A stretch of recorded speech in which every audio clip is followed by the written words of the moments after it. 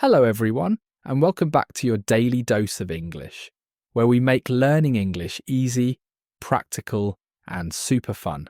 I'm Tom, and I'm so excited for today's episode. And I'm Sara. Hello, Tom, and hello to all our amazing listeners out there. How are you feeling today? I'm feeling great, Sara. Actually, I'm feeling a little excited because today's topic is one that can literally save our listeners money. We're talking about negotiating prices. Oh, I love this topic. You know, many English learners feel nervous when they need to negotiate or bargain, especially at places like flea markets, garage sales, or when buying used items. But the truth is, it's not as scary as it seems. It's really not. And before we dive in, we have a quick reminder for everyone listening. If you're enjoying this podcast and finding it helpful, please take a moment to subscribe to your daily dose of English. Hit that subscribe button. Yes, and don't forget to like this episode and share it with your friends who are also learning English. It really helps us create more content for you. And hey, leave us a comment below. We want to know, have you ever tried to negotiate a price in English? How did it go? Great question, Sara. I bet we'll get some interesting stories. Okay, so let's jump right into today's topic. Sara, have you ever been to a flea market or a garage sale? Oh, absolutely. I love them. There's something so exciting about finding hidden treasures and getting a good deal. But I have to admit, the first time I tried to negotiate in English, I was so nervous. My hands were actually shaking a little bit. I totally understand that feeling. When you're negotiating, you're not just using English, you're also trying to be confident, persuasive, and friendly, all at the same time. That can feel like a lot. It really can. But here's the thing our listeners need to know. In many cultures, especially in places like flea markets, garage sales, and when buying used items, negotiating is completely normal. It's actually expected. The seller puts a price, but they know you might want to negotiate. Exactly. In fact, sellers often set their prices a little higher because they expect people to negotiate. So when you ask for a lower price, you're not being rude. You're just participating in the normal process of buying and selling. That's such an important point, Tom. Many English learners worry, will I offend the seller? Will they think I'm cheap? But the answer is no. As long as you're polite and friendly, negotiating is perfectly acceptable. Right. The key word there is polite. You can negotiate and be friendly at the same time. So let's start with the basics. Sara, what's the first thing someone should say when they see something they like? Well, first, you want to show interest. You can start with something simple like, how much is this? Or, what's the price for this? These are the most common and natural ways to ask about price. Perfect. And what's great about these phrases is that they work anywhere. Whether you're at a flea market, a garage sale, or even looking at a used car, you can always ask, how much is this? Exactly. Now, after the seller tells you the price, this is where the negotiation starts. Let's say you're at a flea market and you see a beautiful vintage lamp. You ask, how much is this? And the seller says, $30. But you think that's a bit high. Right. So what do you say next? Here's where many learners get stuck. They know they want to pay less, but they don't know the right words to use. Sara, what's a good phrase to start the negotiation? One of my favourites is, would you take $20? This is polite, clear, and direct. You're making an offer. You're saying, I want to buy this, but I want to pay $20 instead of $30. That's a great phrase. Would you take? And then you say your price. Another option is, could you do $20? Both of these phrases are friendly and show you're serious about buying. Yes, and notice the structure. We're using would you or could you, which makes the question polite. We're not demanding. We're asking nicely. This is important in English culture. Being polite opens doors. Absolutely. Now, sometimes the seller might say yes right away. If they say, sure, $20 is fine, then congratulations, you got a deal. But often the seller might say something like, I can't go that low. The best I can do is $25. Right, this is called a counteroffer. The seller is saying, I can't accept 20, but I can meet you somewhere in the middle. And this is totally normal. It's part of the dance of negotiating. I love that you called it a dance, Sara, because that's exactly what it is. It's a back and forth conversation. So if the seller says the best I can do is $25, you have a few options. You can accept it, you can make another offer, or you can use what I call the walking away technique. Ooh, the walking away technique. Tell us more about that, Tom. It sounds interesting. Well, it's simple but effective. If you feel the price is still too high, you can say something like, okay, thank you anyway, and start to walk away. Often, when the seller sees you're about to leave, they might call you back and offer a better price. That's true.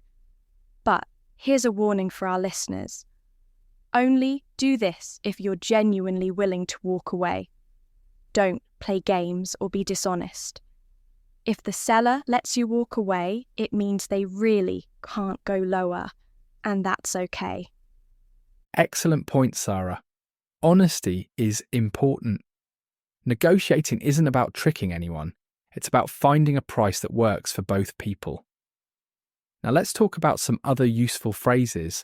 What if you want to buy multiple items? Buying multiple items is a great strategy because you can often get a better deal.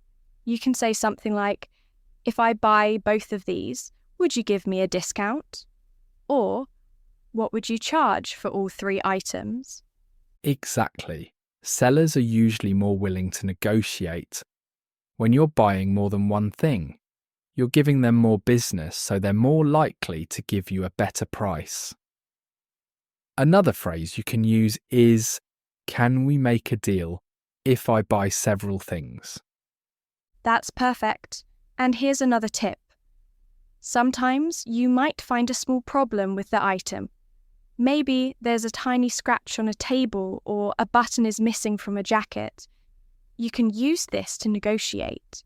You might say, I really like this, but I noticed there's a small scratch here. Could you lower the price a bit? That's a smart approach.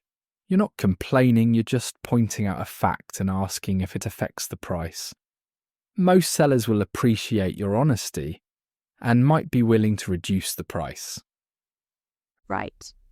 But again, be polite and respectful. Don't exaggerate the problem or be rude. Just state what you see and ask nicely. Now, let's talk about what happens when you reach an agreement. Tom, what should we say when we accept a price? Good question. When you and the seller agree on a price, you want to confirm it clearly. You can say, okay, I'll take it for $20, or simply deal. I'll buy it. This confirms that you're both happy with the price. And don't forget to smile and be friendly throughout the whole process. Even if you don't reach an agreement, you can always say thank you for your time or thanks anyway. Have a great day. This leaves a good impression and shows respect. Absolutely. Being friendly is just as important as knowing the right phrases. Now I think we should do a role play so our listeners can hear how a real negotiation sounds.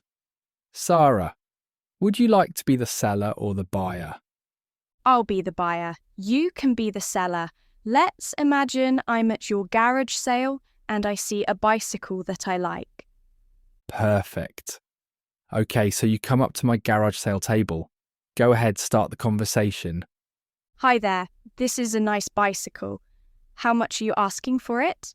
Hi. Thank you. I'm asking $80 for it. It's in really good condition. I just serviced it last month.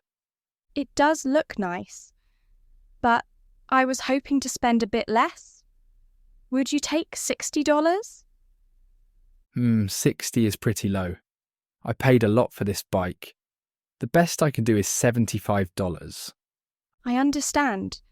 How about $70? That's my final offer. You know what? $70 sounds fair.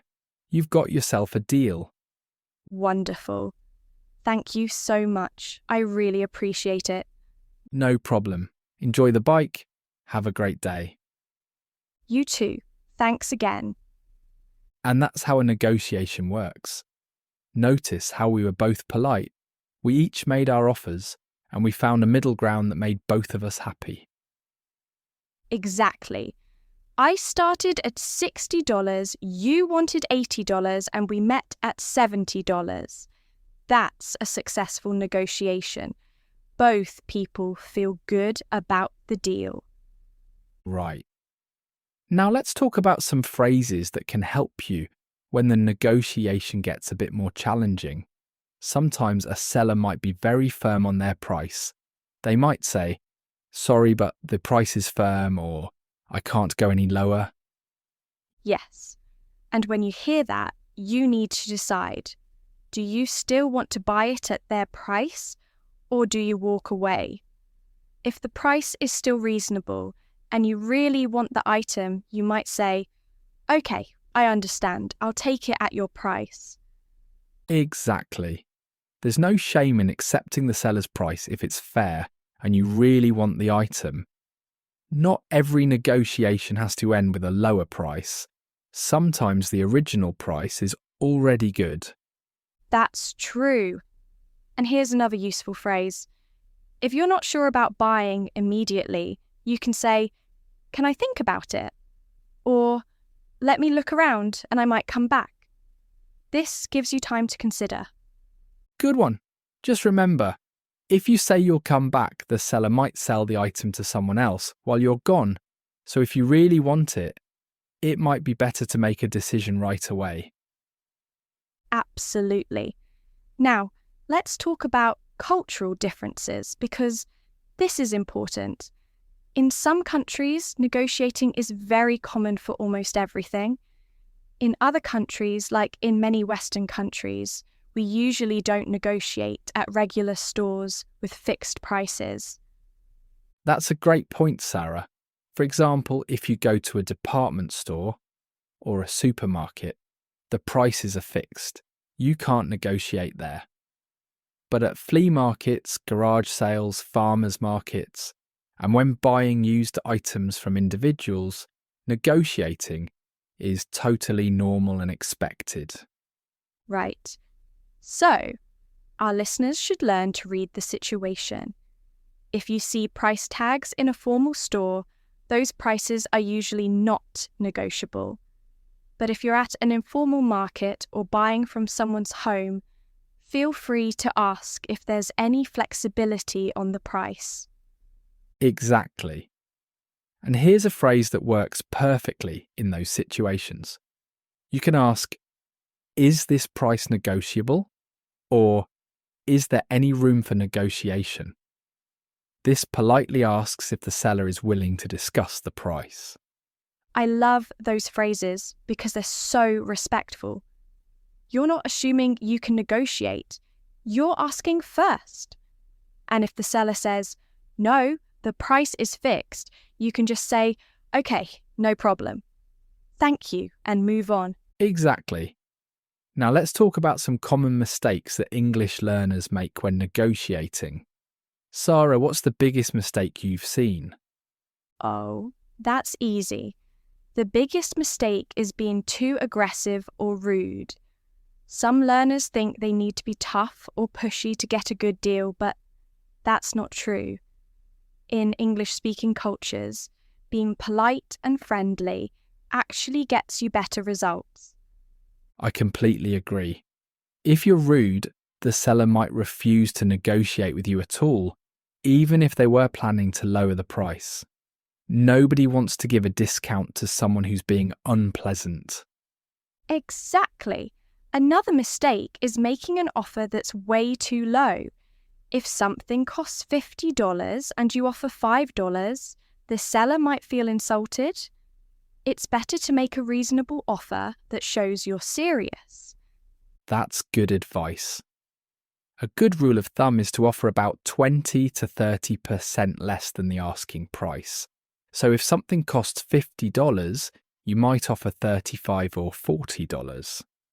This shows you're serious, but you also want a fair deal. Right. And here's another mistake. Some learners give up too quickly. They ask once, the seller says no, and they just accept it. But remember, negotiating is a conversation. It's okay to make a second offer if your first one doesn't work. Absolutely. You might say, I understand. How about we meet in the middle? This phrase is great because it suggests compromise. You're saying, let's both move a little bit and find a price that works for both of us. I love that phrase. Let's meet in the middle. It's friendly, it's collaborative, and it shows you're willing to be flexible. Now, let's talk about body language, because this is important too, even though we're learning English phrases. Oh, great topic. Yes, body language matters a lot in negotiating. If you're looking at an item, show genuine interest. Pick it up, examine it, ask questions about it. This shows the seller you're a serious buyer, not just browsing. Exactly. And make eye contact when you're speaking. Smile when appropriate. These non-verbal signals show you're friendly and trustworthy. People are more likely to give you a good deal if they like you and feel comfortable with you. Right? But don't overdo it. Don't stare at the item like it's the most amazing thing you've ever seen, because then the seller will know you really want it, and they might not lower the price as much. That's true. There's a bit of strategy involved. You want to show interest but not desperation. It's a balance.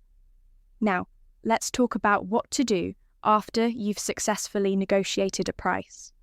Tom, what happens next? Well, after you agree on a price, you need to pay. At a garage sale or flea market, it's usually cash. So make sure you bring enough small bills and coins. Don't expect everyone to accept credit cards or digital payments. That's good advice. And here's a phrase you might need. If you only have a large bill, you can ask, do you have change for a 20? Or, can you break a $50 bill? This asks if they have smaller bills to give you back. Perfect. And after you pay, don't forget to say thank you. And maybe even have a nice day or take care. It's nice to end the interaction on a positive note, even though the business transaction is done. Absolutely. You never know, you might want to buy something else from the same seller in the future. Building a good relationship is always valuable. Now, I want to share a personal story about negotiating that taught me an important lesson. Oh, I'd love to hear it. Go ahead, Sara. So, a few years ago, I was at a flea market and I found a beautiful antique mirror. The seller wanted $100, which I thought was too much. I offered $60 and she said no. So I started to walk away. But then she called me back and said, wait, come back. How about $80? And I said yes. I felt so proud of myself for negotiating. That's a great story. So what was the lesson you learned? Well, later that day, I saw a similar mirror at an antique shop, and it was selling for $150. Suddenly, I realized that $100 was actually a fair price for what I bought. The seller wasn't overcharging me at all. I had negotiated her down, but maybe I should have been happy to pay her original price. Wow, that's such an important lesson. Just because you can negotiate doesn't always mean you should. Sometimes the original price is already fair, especially if you're buying from individuals who aren't professional sellers. Exactly. So my advice to our listeners is this: negotiate when you feel the price is too high, but also be fair. Remember that you're often dealing with real people who might need that money. Don't try to squeeze every last dollar out of someone if they're already offering a good price. That's beautiful, Sara. It reminds me of a phrase we use in English. A good deal is when both people walk away happy. It's not about winning or losing. It's about finding a fair price that makes both the buyer and seller feel satisfied. I love that phrase. Both people walk away happy. That should be the goal of every negotiation. Now, let's do one more quick role play.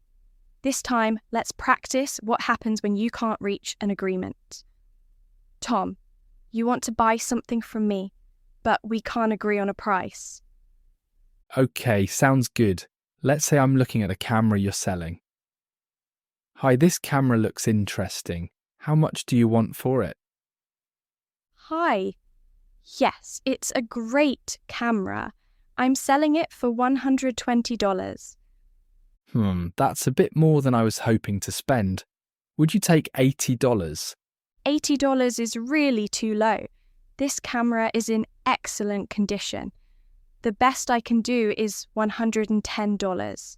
I appreciate that, but honestly, my budget is around $90. That's really the most I can spend. I understand, but I can't go that low. I know what this camera is worth. I'm sorry, but I have to stick with $110. I completely understand. Thank you for your time and for being willing to talk about the price. I appreciate it. Have a great day. You too. Good luck finding what you're looking for. Thanks. Take care. And that's how you end a negotiation politely when you can't reach an agreement. Notice how Tom was respectful, even though we didn't make a deal. Exactly. There was no argument, no hard feelings. I simply said thank you and moved on. This is important because sometimes things just don't work out, and that's okay. Right. And who knows? Maybe later that day, Tom finds another camera at a better price. Or maybe I realize that $120 is too much and I lower my price. The door is still open because we were both polite. Great point. Now, before we wrap up today's episode, let's quickly review all the key phrases we've learned for negotiating prices. Sara, what's the first phrase you would teach someone? The first phrase is "how much is this?" or "what's the price?" This is how you start any negotiation. You need to know the asking price before you can make an offer. Perfect. Next, when you want to make an offer, you can say, "Would you take?" followed by your price. For example, "Would you take $50?" or "Could you do $40?" These are polite ways to make an offer. Right.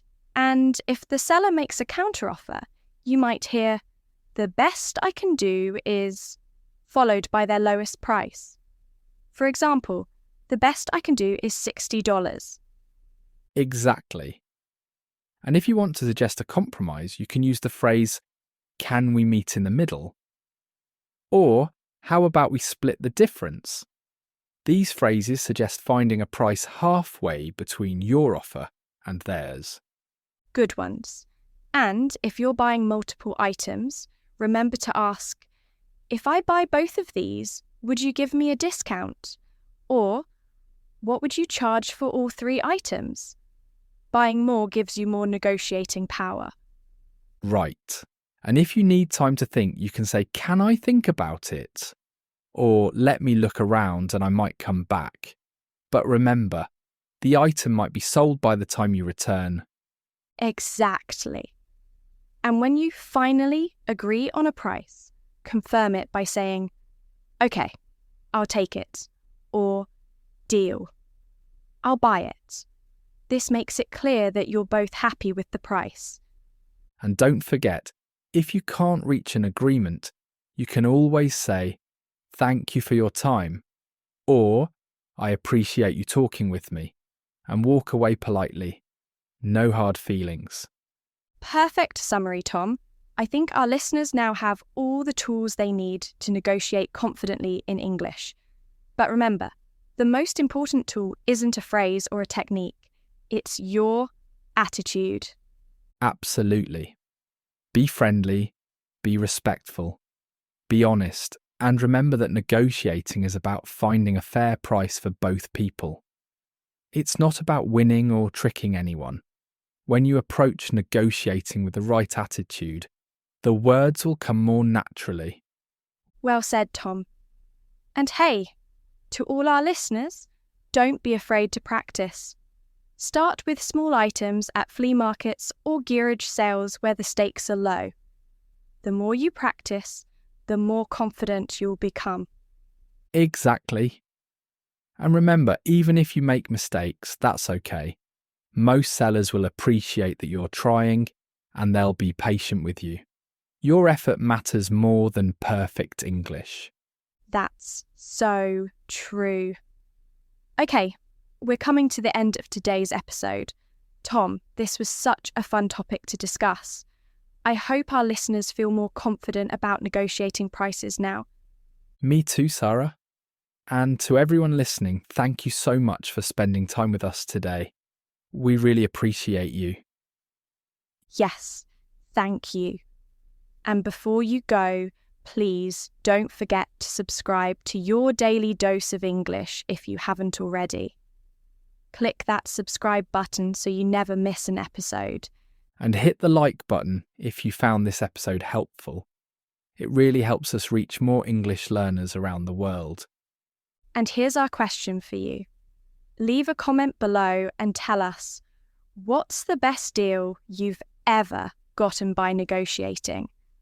Or if you've never tried negotiating before, tell us what you're most nervous about. We'd love to hear from you. Great question, Sara. I can't wait to read the comments. Okay, everyone, thank you again for listening. Keep practicing your English. Keep being confident. And remember, learning English is a journey. Every conversation, every new phrase you learn brings you one step closer to fluency. Beautifully said, Tom. Until next time, keep learning, keep growing, and we'll see you in the next episode of Your Daily Dose of English. Take care, everyone. Happy learning. Bye for now.